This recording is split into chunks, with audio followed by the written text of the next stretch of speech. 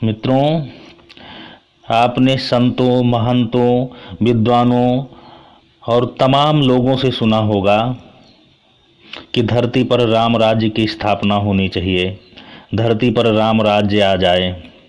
आखिर यह राम राज्य क्या है?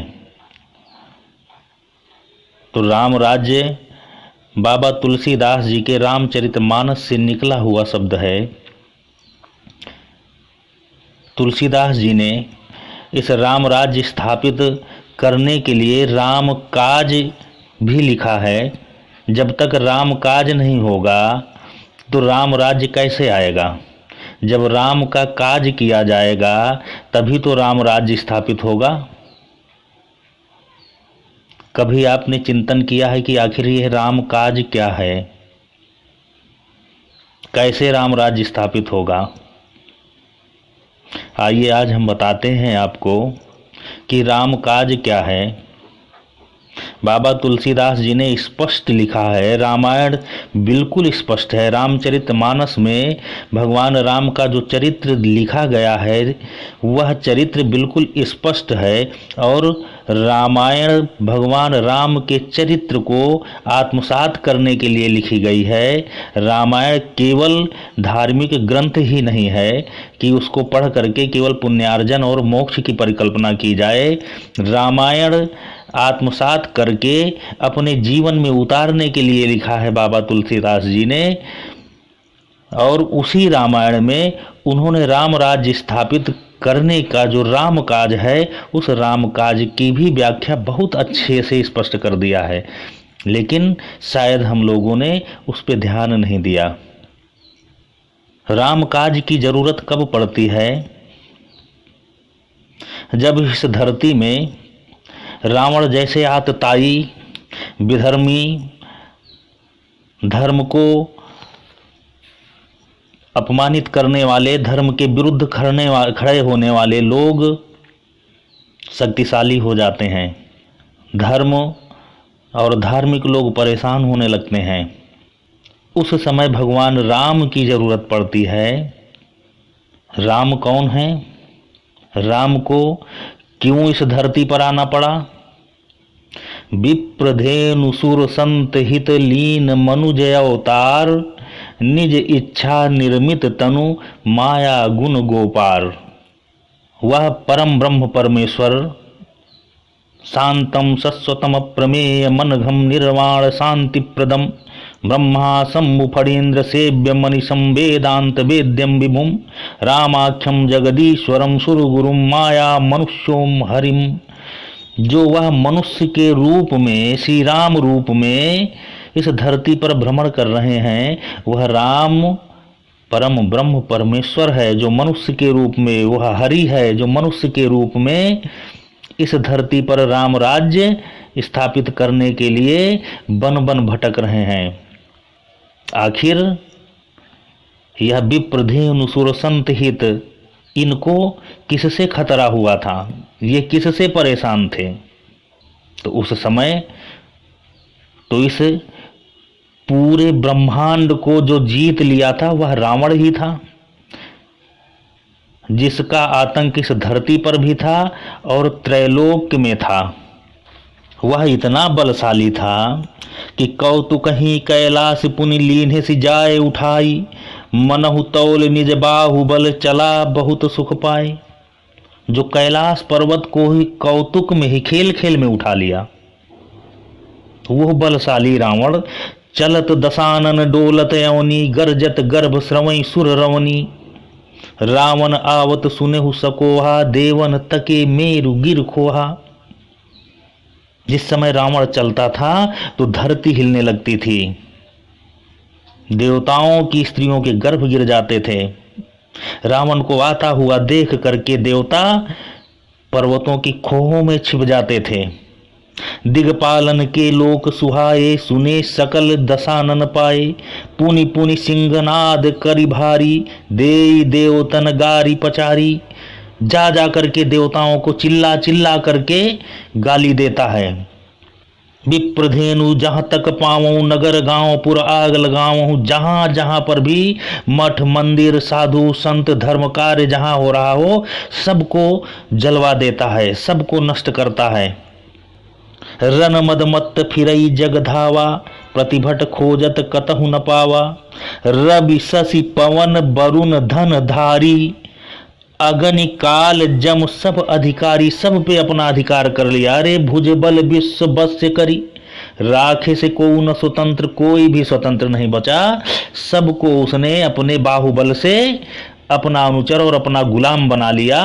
मंडलीक मणि रावण, राज करई निज तंत्र। वह अपने ही मन माफिक अपनी इच्छा से राज कर रहा है इस त्रैलोक में। उसने किसी को भी स्वतंत्र नहीं दे छोड़ा।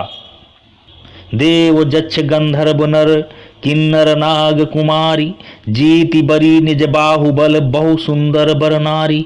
वह देवताओं की, ऋषियों की, गंधर्वों की, किन्नरों की, नागों की महिलाओं को, कन्याओं को जीत करके, हरण करके, जबरदस्ती ला करके अपने यहाँ वह अपना गुलाम बना करके अपनी विलासिता के लिए अपने नगर में रखता है। माने इस संसार में अनीति का जो सबसे उच्च शिखर है वह रावण का राज्य है। और वह रावण राज्य हरि प्रेरित जहि कलप जोई, जात उधान पति होई, सूर प्रतापी अतुल बल दल समेत बस जोई। वह भगवान के इच्छा से ही जिस कल्प में जिसको राजा बनाना चाहते हैं इस अनीति का, वह अपने आप ही बन जाता है। और वही उस लंका में, वो लंका मैदानों की निर्मित की हुई स्वर्ण लंका, सोने की लंका जो स्वर्ग से भी सुंदर है, उसका राजा बनता है। आज वहां पर रावण बैठा हुआ है। वह अनीति का उच्च शिखर, अनीति की चरम सीमा पर स्थापित वह रावण लंका में बैठा हुआ है।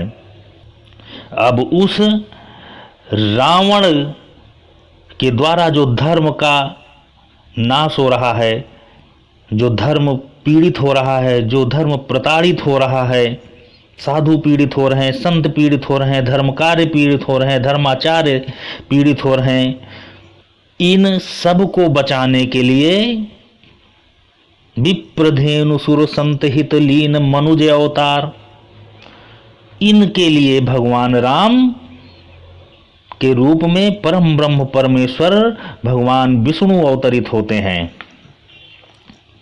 तो आपको समझ में आया कि राम काज क्या है, भगवान राम किस लिए इस धरती पे अवतरित हुए।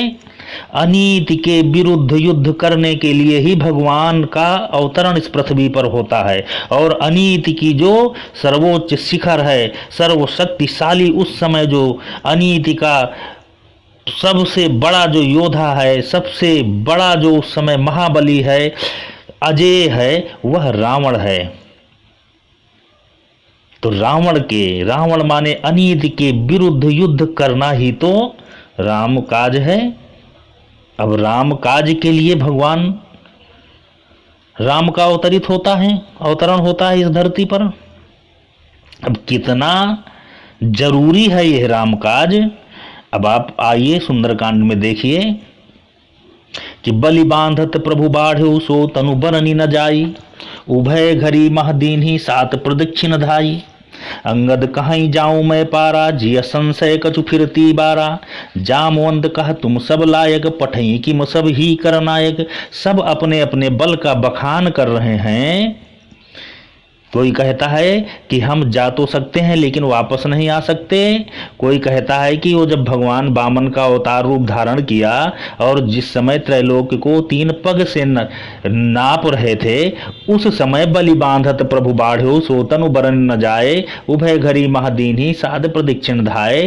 जामवंत कह रहे हैं कि मैं उस समय पे प्रदक्षिणा, इनकी 7 प्रदक्षिणा कर लिया था। अब उस विशाल उतने बड़े शरीर को जो 3 पैग में, 3 कद पैरों 3 पग में पूरे ब्रह्मांड को नाप लिया और उसमें भी कम पड़ गया ब्रह्मांड।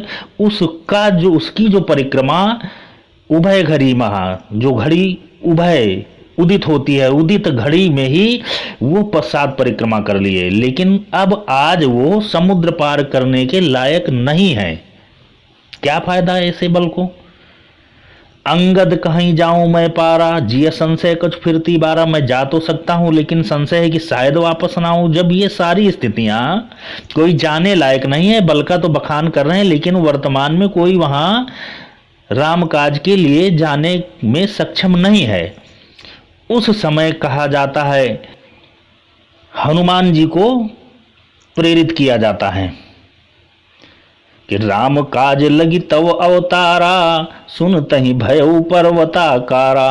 कनक बरन तन तेज बिराजा, मानहु अपर गिरिन कर राजा। सिंह नाद करि बारहि बारा, लीलहि नागहु जल निधि खारा। सहित सहाय राव नहीं मारी, आनौ यहाँ त्रिकूट उपारी। जामवंत मैं पूछौ तो ही, उचित सिखावन दीजहु मोही। इतना करहु तात तुम जाई, सीत ही देख कहु सुधियाई। अब हनुमान जी को जैसे ही राम काज के लिए याद दिलाया जाता है तो हनुमान जी का शरीर कनक बरन तन तेज बिराजा, माने इतने विशाल हो गए जैसे स्वर्ण के पहाड़ हों। और वो कह रहे हैं कि सहित सहाय राव नहीं मारी, आनहु यहाँ त्रिकूट उपारी। कि मैं पूरी सेना सहित रावण का संहार कर दूं, सीता सहित लंका उठा लाऊं, क्या करूं। जब व्यक्ति के बल बढ़ जाता है तो विवेक कम हो जाता है। तो बुद्धिमान लोग बलिष्ठ होने पर किसी विवेकवान शांति पुरुष का, जो व्यक्ति शांत हो, सज्जन हो, विवेकी हो, उसका सहारा लेते हैं। यहाँ पर हनुमान जी के बल तो अपार आ गया, लेकिन विवेक के लिए कि अब क्या करें, हम इस बल का उपयोग कहाँ करें। जामवंत से पूछते हैं कि जामवंत मैं पूछूं तो ही, उचित सिखावन दीजहु मोही। तो जामवंत कहते हैं कि आप केवल सीता जी का पता लगाओ। अब बात यहाँ राम काज की है।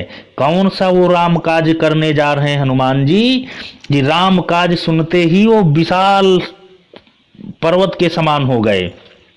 और जैसे ही वह राम काज के लिए चलते हैं, हनुमान तेहि परसा करि पुनि कीन्ह प्रणाम। राम काज कीन्हे बिन मोहि कहाँ विश्राम। जैसे ही वो राम काज के लिए चलते हैं तो देवताओं को शंका हो जाती है कि ये राम काज कर पाएंगे कि नहीं कर पाएंगे। इसके पहले भी देवताओं को लगा था कि राम काज में बाधा हो रही है। जब भगवान राम को राज्याभिषेक के लिए वशिष्ठ जी ने कहा और तैयारियां शुरू हो गई तो सारे देवता माता भगवती के पास जाकर के कहा कि माता, ये तो राम काज नहीं है। भगवान राम जो पृथ्वी पर राम रूप में विचरण कर रहे हैं, अवतरित हुए, तो वह राम काज के लिए अवतरित हुए हैं। वो राज्य करने के लिए थोड़ी अवतरित हुए हैं कि वह अयोध्या के राजा बन जाएं। ये राम काज नहीं है। और आप माता हमारा साथ दो और हमारी हम पर कृपा करो। तो माता भगवती मंथरा के मस्तिष्क में बैठ करके मति भ्रमित करती है और भगवान राम को जंगल भेजती है। राम काज कहाँ है? जंगल में है। जंगल से रास्ता रावण की तरफ जाता है। रावण कौन है? उस अनीति की चरम सीमा, उस समय के अनीति की चरम सीमा रावण है। तो राम का जो प्रागट्य है, राम का जो अवतरण है, वह राज्य करने के लिए नहीं है, वह काज करने के लिए है। और वह काज है अनीति का अंत। अब वह अनीति के अंत के लिए यहाँ पर आज राम के दूत हनुमान जा रहे हैं। हनुमान जी राम काज के लिए जा रहे हैं तो देवताओं को शंका हो जाती है।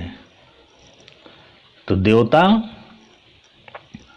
तुरत जात पवन सुत देवन देखा, जाने कहु बल बुद्धि विशेखा। उनके बल की परीक्षा लेने के लिए तुरंत वो सुरसा नाम अहिन कै माता, पठई न जाए कही तेहि बाता। तुरंत सुरसा को भेज देते हैं।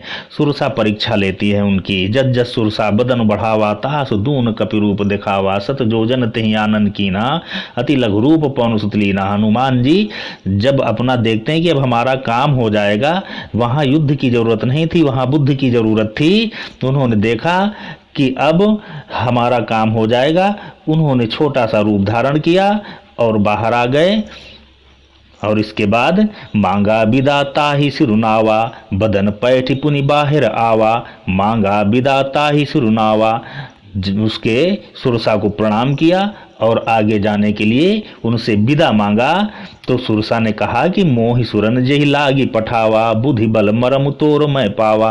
अब यहाँ पर भी देखो, राम काज सब करी हो तुम बल बुद्धि निधान, आशीष दे गई सो हर्ष चले हनुमान। यहाँ सुरसा भी कह रही कि तुम राम काज करोगे। कौन सा राम काज, क्या राम काज किया हनुमान जी ने, आगे आगे स्पष्ट होगा। अब चल दिया हनुमान जी ने। अब वहां जब चलते हैं तो रामकाज में करने में कैसी बाधाएं आती हैं। यह रामकाज में आने वाली बाधाओं को आप देखिए कि निश्चर एक सिंधु महरहई, करिमाया नभ के खग गहई।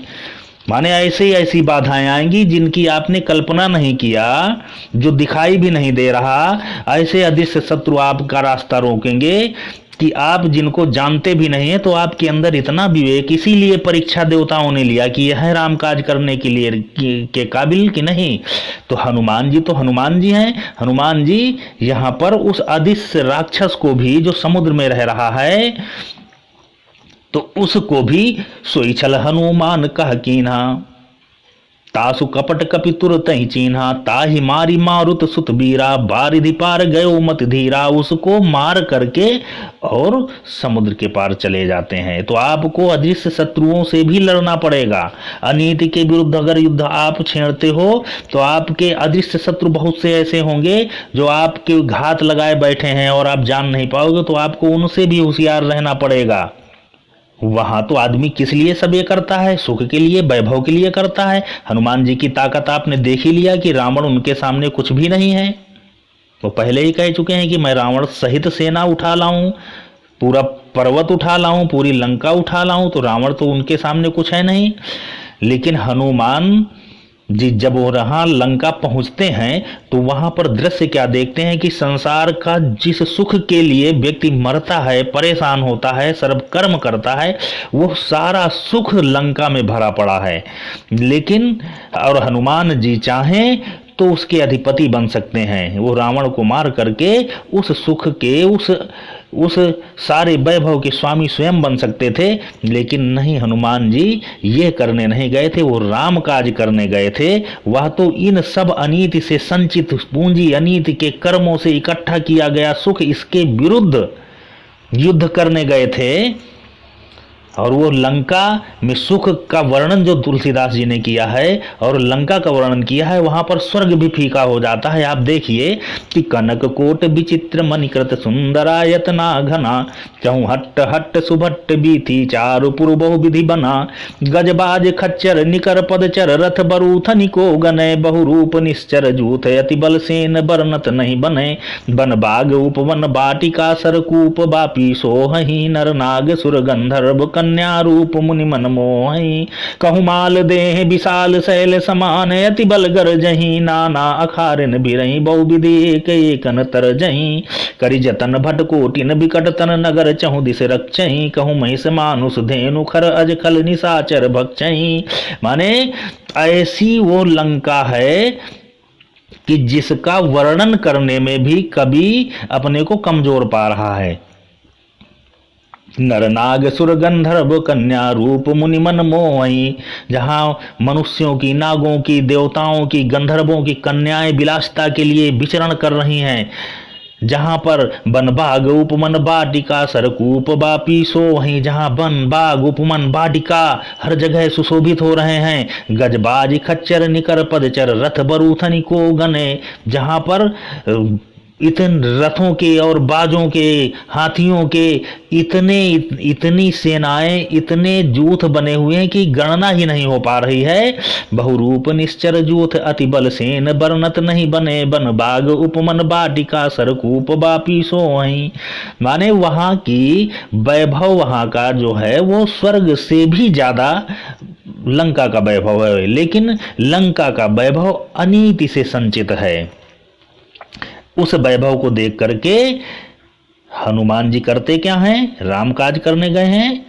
तो राम काज के लिए क्या करते हैं कि पुर रखवारे देखी बहु कपि मन कीन विचार, अति लघु रूप धरऊं निसी नगर करऊं पैसार। चाहते तो विशाल रूप धारण करके जाते और सब नष्ट करके उसके स्वामी बन जाते, लेकिन नहीं, वहां पर बहुत छोटा सा रूप धारण करके, और रूप भी कौन सा धारण करते हैं? मशक समान रूप कपिधरी, मच्छर के तरीके छोटा सा रूप धारण करके उस लंका में प्रवेश करते हैं, जहां पर वह अनीति उन पर न हावी हो पाए।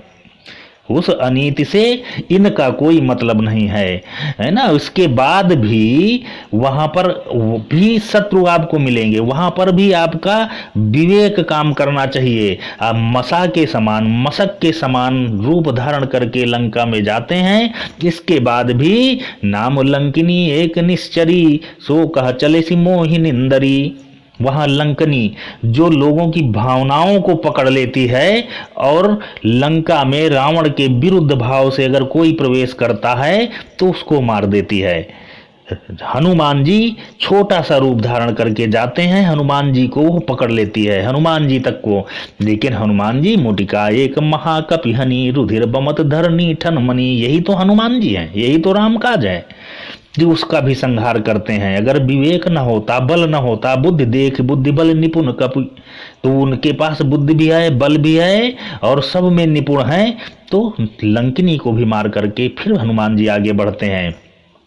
प्रवेश नगर की जय सब काजा, हृदय राखी कौशलपुर राजा। वो नगर में प्रवेश करते हैं, अपना घमंड नहीं, इतना सब करने के बाद भगवान को हृदय में धारण करके गरल सुधारी पुकर ही मिताई, गोपद सिंधु अनल सितराई। भगवान राम को ही अपना सर्वस्व मान करके राम कृपा करी चितवा जाही, गरुण सुमेरु रेणु समताही। जिस पर राम की कृपा हो तो वह सुमेरु पर्वत भी रेणु के समान लगता है। यहाँ भगवान हनुमान अपना बल नहीं, हनुमान भगवान राम के भरोसे वहां पर राम काज करने जा रहे हैं। यही तो राम काज है कि सब कुछ सक्षम होते हुए भी व्यक्ति अपने इष्ट से जुड़ा है, अपने अभीष्ट से जुड़ा हुआ है। अब वहां जाकर के आप जाते हो तो आप कहीं भी जाओ, कोई ना कोई आपका समर्थक वहां मिल ही जाएगा। हनुमान जी लंका में जाते हैं तो वहां पर भी इनको विभीषण मिल जाते हैं, जो भगवान राम का ही नाम जप रहे हैं। उस शत्रु की उस राज्य में कोई अपना मिल जाए तो कितना बड़ा आदमी को संतोष मिलेगा। आज हनुमान जी को वहाँ संतोष मिल गया कि यहाँ भी राम के कोई चाहने वाले हैं। तो विभीषण से राम राम ते सुमिरन कीन्हा, हृदय हरस कपि सज्जन चीन्हा, यही सन हटि करि हों पहचानी, साधु ते होई न कारज हानि। हनुमान जी ने उससे पहचान बढ़ाने के लिए, उससे कुछ जानने के लिए उसके पास चले जाते हैं। हनुमान जी को विभीषण साधु पुरुष लगा, और साधु कभी भी अहित नहीं करता है। जाते हैं, विभीषण इनकी मदद करते हैं। यह विवेक है हनुमान जी का। अब वहां पर माता सीता का भी पता लगाते हैं, सीता जी के पास जाते हैं, मुद्रिका डालते हैं, रावण आता है। बहुविध सीते त्रासों जाई, सीता जी के किस तरीके से रावण त्रास दे रहा है, कष्ट दे रहा है, सब कुछ देखते हैं। देखने के बाद वह राम काज करने गए हैं। माता सीता से ही आशीर्वाद लेकर के अपनी भूख मिटाने के लिए माता सीता से आशीर्वाद लेते हैं। उनसे कहते हैं कि माँ, अगर आप आज्ञा दें तो हम अपनी भूख, अपनी तृष्णा को मिटा लें। माता कहती है कि सुनु सुत करहि विपिन रखवारी, तहाँ सुभट रचनीचर भारी। वहाँ पर बहुत से दानव रक्षा कर रहे हैं और कहीं कुछ बात न हो जाए। हनुमान जी कहते हैं कि आप परेशान न हो कि तिनकर भय माता मुहि नाहि, जो तुम सुख मानो मन माही। अगर आप आशीर्वाद दें तो उनका भय नहीं है। अब हनुमान जी करते क्या है वहां पर जाकर के कि कछु मारे से कछु मरदे से कछु मिलय से धर धूरी, कछु पुनि जाई पुकारे प्रभु मरकट बल भूरी। वहां पर केवल संहार ही तो करते हैं। वो पेड़ों को उखाड़ते हैं, पौधों को उखाड़ते हैं, फल खाते हैं, निश्चरों को मारते हैं, असुरों को मारते हैं, अक्षय कुमार को मारा। ये क्या है? ये रामकाज नहीं है क्या? आखिर किसको मार रहे हैं? उस अनीति के गढ़ में घुस करके उस अनीति का जो चरमोत्कर्ष है, जो वहां का मठाधीश है अनीति का, उसकी सेना का संहार कर रहे हैं, उसके पुत्रों का संहार कर रहे हैं, उसकी संपत्ति का संहार कर रहे हैं। ये रामकाज नहीं है क्या? और इस रामकाज में जब आप अनीति के विरुद्ध संघर्ष करते हो तो भगवान भी आपकी मदद करता है। मेघनाद ब्रह्मास्त्र से जब हनुमान जी को बांध लेता है तो उस समय माता भगवती भी भई सहाय सारद में जाना। माता भगवती विभीषण की बुद्धि पर जैसे मंथरा की बुद्धि पर बैठी, वैसे ही आज विभीषण की बुद्धि पर बैठ करके आज जिस व्यक्ति को रावण मारने के लिए कह रहा है उसी की पूंछ में आग लगवा देती हैं। कपि के ममता पूंछ पर सबे कहूँ समझाई, तेल बोर पटबान पुनि पावक देहु लगाई। आगी लगवा देता है, आगी पूंछ में नहीं अपनी लंका में स्वयं लगवाता है। भगवान मदद कर रहा है, लेकिन युद्ध तो आपको करना ही पड़ेगा। मदद तो भगवान करेगा ही। जब आप संघर्ष नहीं करोगे तो मदद कौन करेगा? तो संघर्ष करना पड़ेगा। आग लगा करके पूरी लंका को जला करके हनुमान जी जब वहां से चलते हैं तो अब आप देखिए कि राम काज क्या है। जब हनुमान जी समुद्र के इस पार से लंका को जाते हैं सीता की खोज के लिए, तो वह राम काज करने के लिए जाते हैं। राम काज कीन्हे बिन मोहि कहाँ विश्राम। जब चलते हैं तो राम काज करने के लिए जाते हैं। हनुमान तिहि परसा करि पुनि कीन प्रणाम, राम काज कीन्हे बिन मोहि कहाँ विश्राम। और जब सब ये जो हमने घटनाक्रम बताया, इन घर सब चीज़ों को करके और जब लंका से फिर अपनी उसी बानर सेना के लिए जहाँ बैठी है वहाँ के लिए प्रस्थान करते हैं, तब क्या होता है कि जनक सुतहि समुझाई करी बहुविध धीरज दीन, चरण कमल सिरुनाई कपि गवनु राम पहिकीन। क्या किया? वहां से माता भगवती को प्रणाम करके जब चलते हैं तो चलत महाधुनि गरज सिभारी, गर्भ श्रवहि सुनि निश्चर नारी। जिस समय चले और गर्जना कर दिया तो उस रावण के, उस पराक्रमी, कौन सा रावण? उसी रावण को जिसको हमने पहले बताया कि चलत दशानन डोलत अवनी, गर्जत गर्भ श्रवहि सुर रवनी। वो बलशाली रावण जो देवताओं को गिन गिन कर गाली देता था, घूम घूम कर गाली देता था, जिसके गर्जना मात्र से देवताओं की पत्नियों के गर्भ गिर जाते थे, आज भगवान हनुमान ने उसके गढ़ में, उसकी लंका में घुस करके क्या किया कि चलत महाधुनि गरज सि भारी, गर्भ श्रवहि सुनि निश्चर नारी। नाग सिंधु यही पार ही आवा, सबद किलकिला कपिन सुनहावा। हर से सब बिलो की हनुमाना, नूतन जन्म कपिन तब जाना। मुख प्रसन्न तनु तेज बिराजा, कीन्हे श्री रामचंद्र कर काजा। क्या हुआ? कीन्हे श्री रामचंद्र कर काजा। हो गया राम काज। भगवान हनुमान ने कर दिया रामकाज। यहाँ से जब जा रहे हैं तो रामकाज करने के लिए, और वहां से जब आ रहे हैं तो रामकाज करके। अब आप इतने पे भी नहीं समझ पाए तो आपको कौन समझाएगा कि रामकाज क्या है।